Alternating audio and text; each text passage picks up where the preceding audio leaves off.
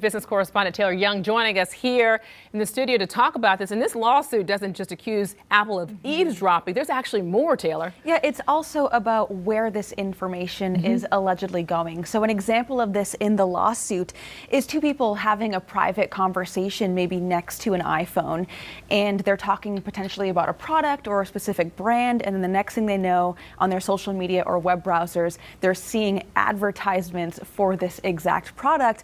And I think over the last couple of years, iPhone users have really theorized that their iPhones have been listening to them, and this lawsuit claims that it has been. So, in this lawsuit, it claims that for over a decade, Apple has been secretly activating Siri to record private conversations. It also accuses the company of then sharing the content of those conversations with advertisers in an attempt to sell their products. And some may be wondering, don't I have to give Siri a prompt in order for it to work? Well, the lawsuit says these recordings happened even if users did not trigger their device by saying, "Hey Siri." Now, while Apple has agreed to settle, the company has reportedly denied any wrongdoing. And I do think it's important to note that this case still needs to be approved by a federal judge. All right, so if it is approved, how do you know if you're eligible for some money?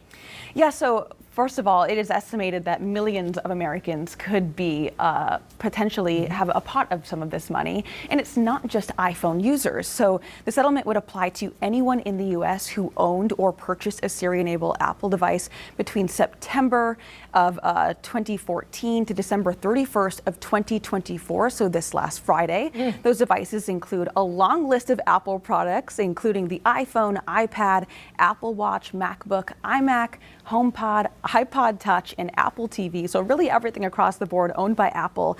And as for the settlement money, if approved, Apple product owners could get paid up to $20 per device with a limit of 5 devices. So really the reality here is the biggest payout that we could be seeing is $100. And that could also be lower in the long term if more people apply to be part of this law.